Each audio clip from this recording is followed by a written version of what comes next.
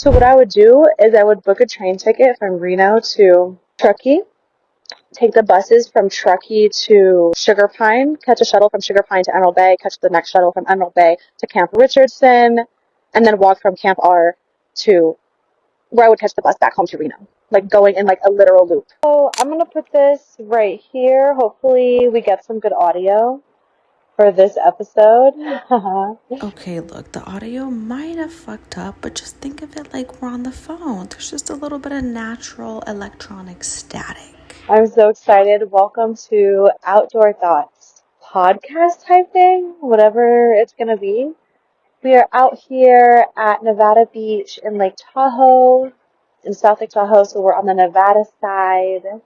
If you guys have ever been here, I'm standing right between the beach and Round Hill Pines. It is a little bit windy, so I might just bring you up here a little bit closer.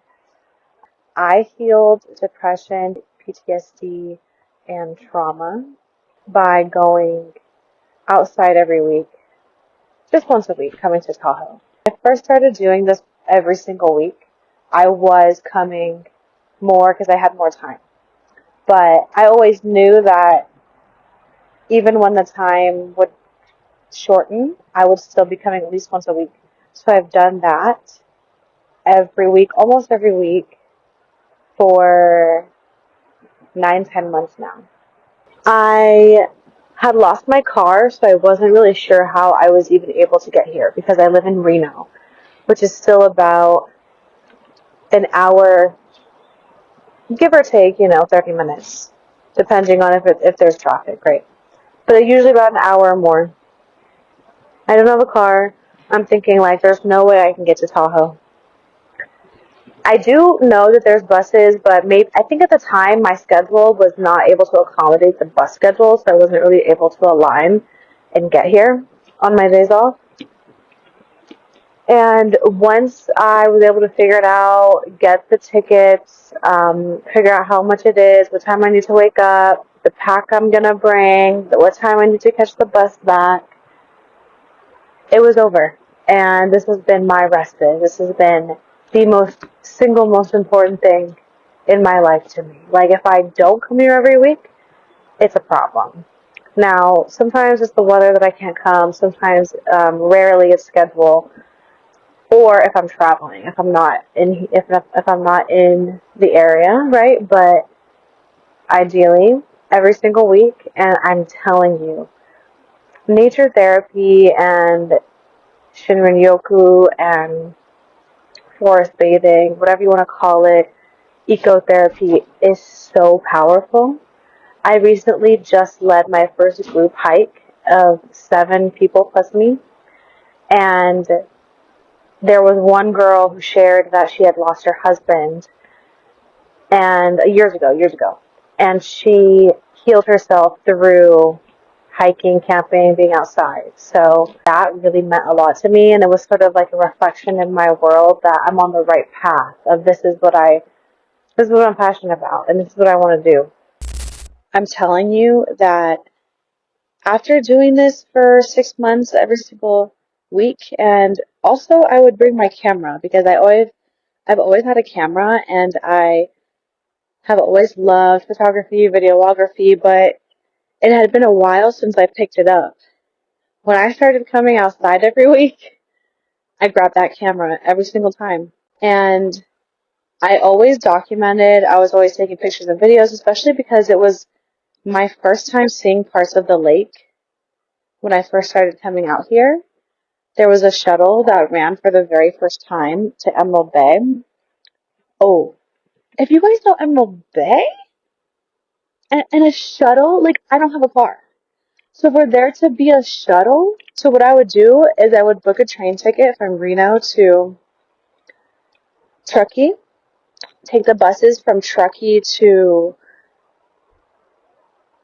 Sugar Pine, catch a shuttle from Sugar Pine to Emerald Bay, catch the next shuttle from Emerald Bay to Camp Richardson, and then walk from Camp R to where I would catch the bus back home to Reno, like going in like a literal loop.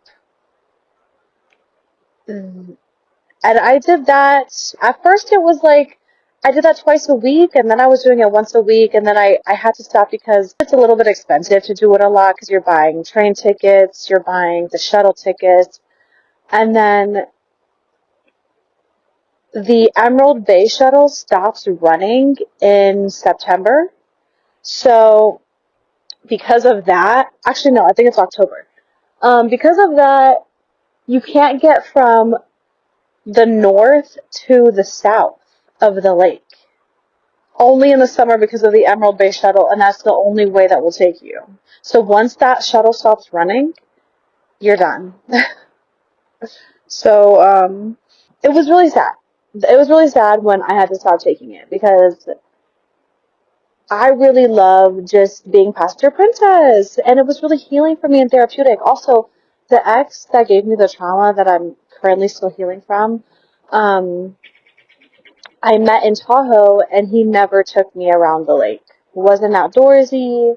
Now, granted, when I moved here and met him, and when we were dating, it wasn't very important to me as much as it is now. So I don't know, I'm not that upset about it, but I'm pissed that I still haven't seen the lake.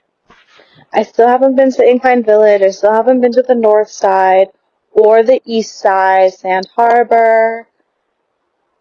I don't even want to talk about it. So I've been having a really good time just coming out here, and I want to share this with other people. Like, I want you and other people to heal from nature and to find healing in nature, and I'm trying to figure out ways to do that. Like, I've already done group hikes, and I'm telling you guys, it was so much fun. I was impressed by the way that the people in my hike, like, they willingly signed up for the hiking group, right? So they're willingly coming on a hike, and they're willingly coming up to talk to me. Like, I had like almost everyone out of my group come up and spend some time, walk with me, talk with me, ask me questions, and have a one-on-one conversation. I'm like, this is beautiful. This is amazing. I don't love to have interpersonal relationships. I don't really have ongoing friends in my current life. But the way that I get my little social interaction in without going crazy is through things like this, where it's like 1 to 1.5 hour hike with 7 people and then bye. And that's like literally my cup of tea. Like, love that. Love the people, love the conversations, love the connections, love the energy, love the hike. For someone with ADHD like me, like being outside, socializing, exercising, clearing my mind all in one, like, sign me up. I want to do it all day, every day. We did a 2.6 mile loop. And it was perfect. And it's just like, I am so obsessed with being outside. And it's like, I am constantly thinking of ways, how can I make money just being outside? How can I make money hiking? How can I make money camping? How can I just get paid to do what I want every single day? Even if I want to be alone, right? Even if I want to be solitary. Like, I love doing this. I would love to document my life or take pictures and videos, be a photographer, be an outdoor nature videographer, right? Even though it's a little bit more work, I'm already used to carrying like a 30, 40 pound pack with my camera and lenses in it. So I'm used to it. And so that's where we're going to end today's episode. Is this is just a story of me and my relationship with nature. I also just want to say too that I've been day hiking and long distance hiking since I was in my teens. I haven't done any through hikes or like, camping, really not my thing, to do solo. But even when I was a teenager, I used to walk the Burke Gilman in Washington State, which is where I used to live, because I lived right on it.